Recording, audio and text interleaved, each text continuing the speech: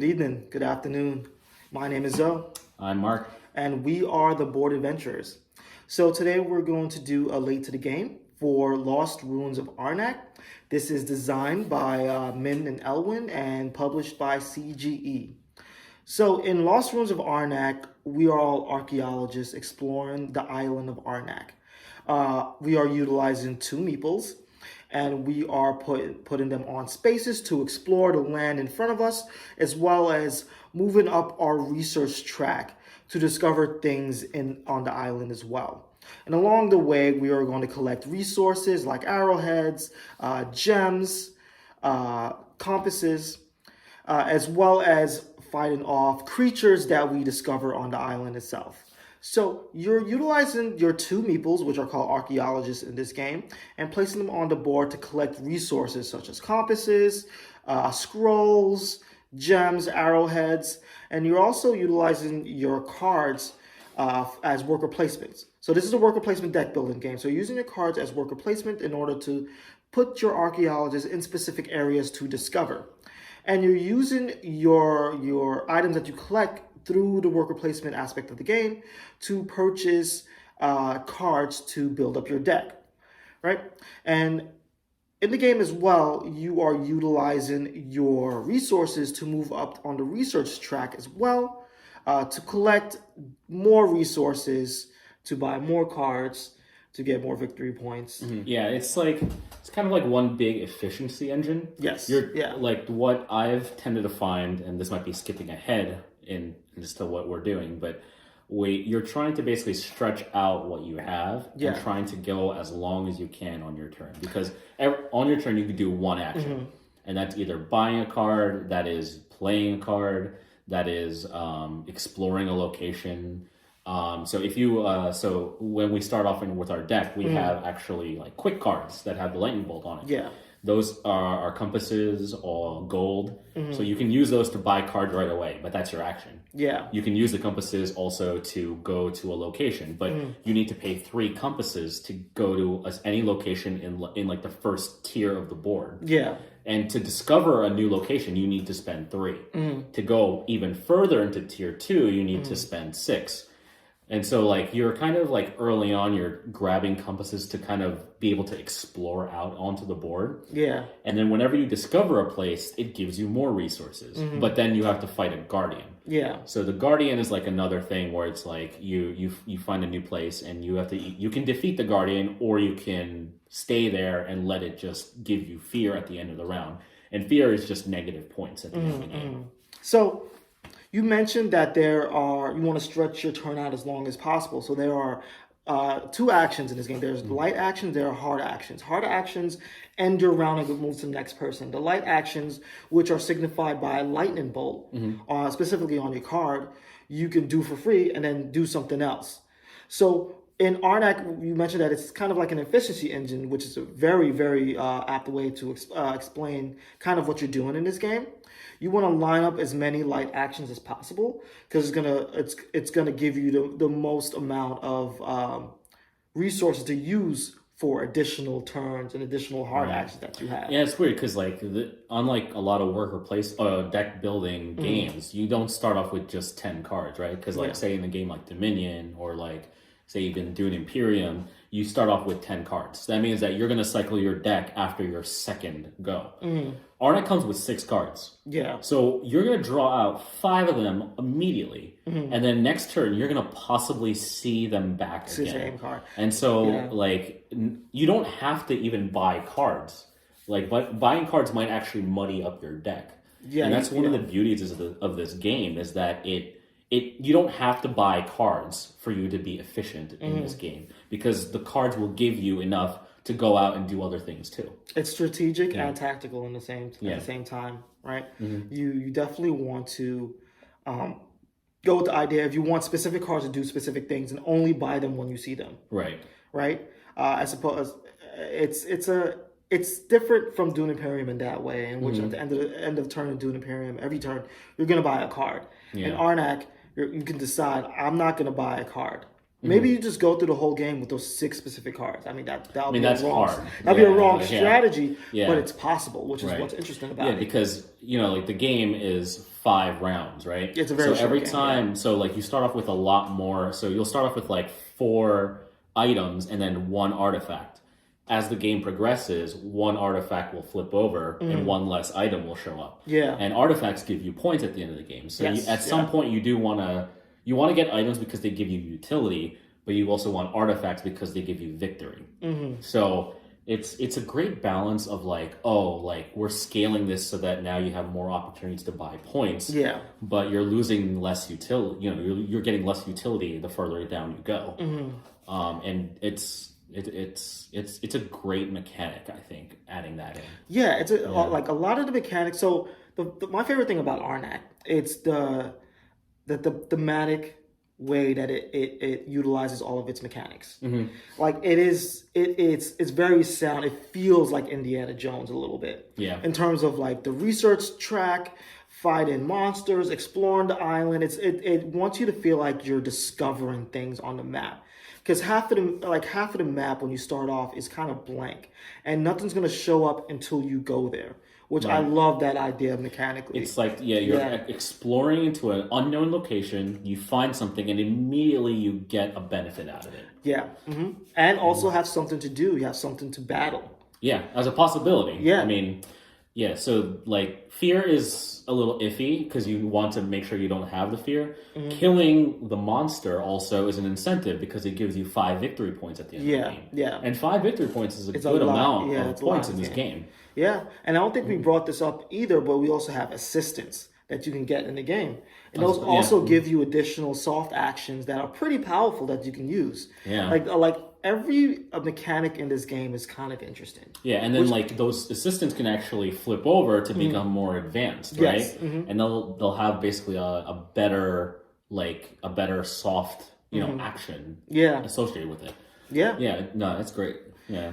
It's like, every aspect of the board is interesting. Even just like you mentioned before, how there are the cards that you're building or you're buying to build out your deck are separated into items and artifacts. And they do very specific, like different sort of things. And after each round, there's going to be more of one than the other. Right. At the beginning of the game, there's going to be more items than artifacts, because it signifies that as you start your journey in the Arnak world, you go in with items.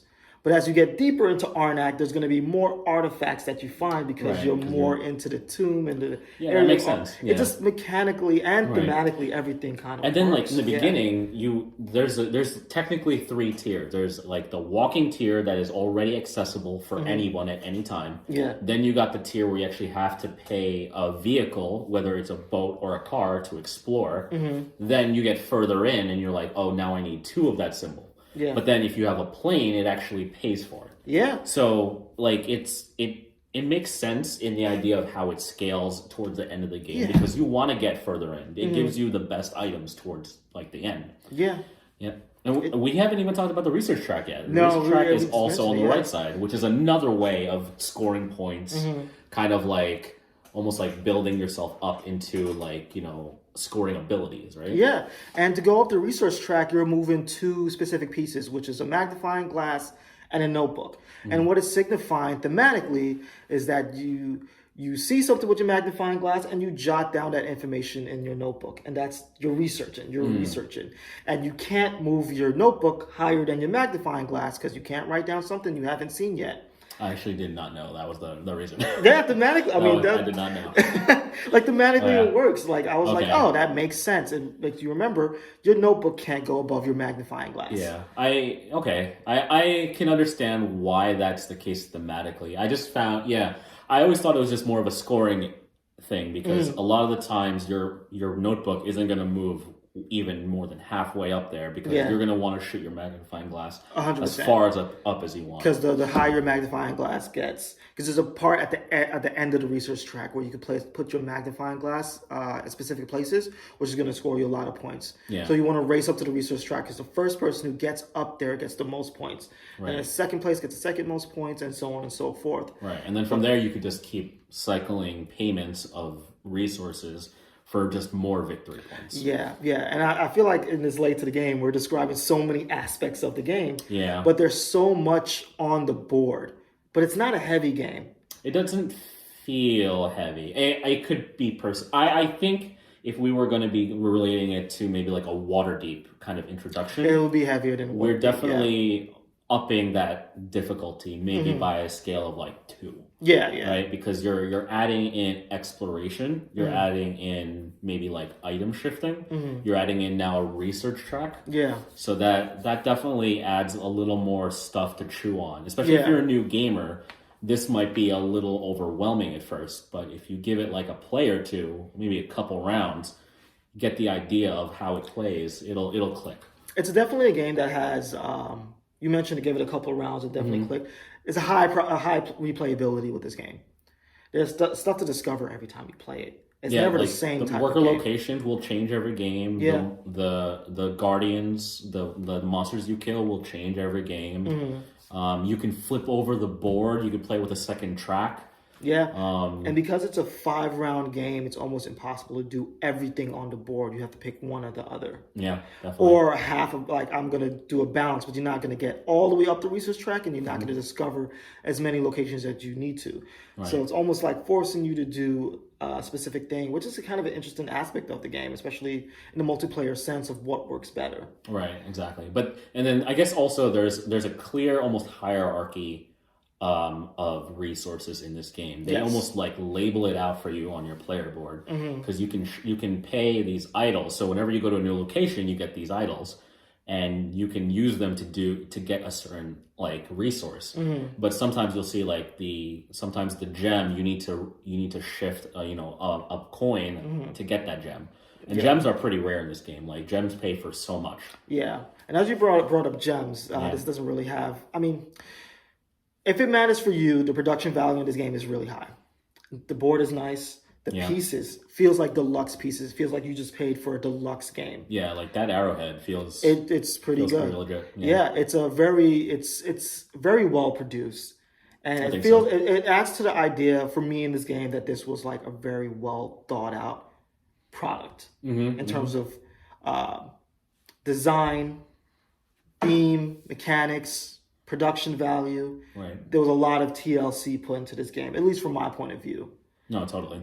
So this is a great game. Yeah. So in terms of buy, play, or skip, where is this on that scale for you? So I guess going off of what we've done in the Dune Imperium vid, we did the caveat like this is without the expansion, right? To me the expansion doesn't add much to this game that already is in that game. Yeah. And for me this is a buy. I'm not gonna lie, I love this game. This is a great game. Yeah. The idea of exploration, I love efficiency puzzles. I love being able to like take like compasses, pay them, get a new location. They'll give me more compasses. Yeah. I'm like, oh, I need to be able to draw this out. I could buy that card. When you buy that card, you can use it. And then when you use it, it gives you more compasses. Now I can explore another location. Yeah. It stretches out what you can do, and you're trying to be like the most efficient at it. And I love those kinds of games. So this to me is totally a buy. Yeah, no, I'm the same way. This is a buy for me as well. Yeah. And this is a game where you've got to give it a couple tries. I don't think this is a game that you could do one playthrough and go like, okay, I get it. It took a couple playthroughs for me to kind of figure out like, oh, yeah, I want to stretch my turnout as long as possible each round. Right. And that is the point. That is the fun of the game. Yes, yes. Right. If you're not, I don't want to say if you're not playing it that way, but if you're just doing your hard actions immediately, you're not getting the value of the game or understanding what you kind of have to do. Yeah. And that normally I would ding a game for that because there should be some kind of openness to explore how you want to explore in any game. But for this, if you play it that way, this is kind of like an excellent game. Yeah. They just provides you with just so many choices. And sometimes what you do, you'll find out 2 turns later that it was the wrong choice. You might want to be like, I want to explore a location, but I need, to get, go up the research track. I could do that now, or I could explore. let me maybe explore, so it gives me the resources for the research track. Yeah. But then sometimes it doesn't work out that way. And Yeah, like yeah. that's what it is, but it gives you that almost like thrill of like even like a chance, opportunity. Yeah. And then sometimes you might be able to buy an item that might be able to move you up anyway. Yeah, and I normally don't love like push your luck mechanics too much, Mm-hmm. but I do like the push your luck in terms of like what enemy am I facing? Because what location am I discovering, what enemy I'm facing, because it gives you immediate resources. And sometimes you're like, man, I need these 2 or 3 resources or these 2 resources. I only have one more like soft action left, but I can discover a location and it's going to give me the possibility to give me all the resources that I need. Yeah, it's like there were times where just going out onto a level 2 tier when you like buy a card that has an airplane symbol and it's like, oh, I can go anywhere. Like this like just drop me off. Yeah, no, it's great. It's great. So highly recommend. Yep. With that, we are the Board Adventurers. I'm Mark. I'm Zoe. We'll see you later.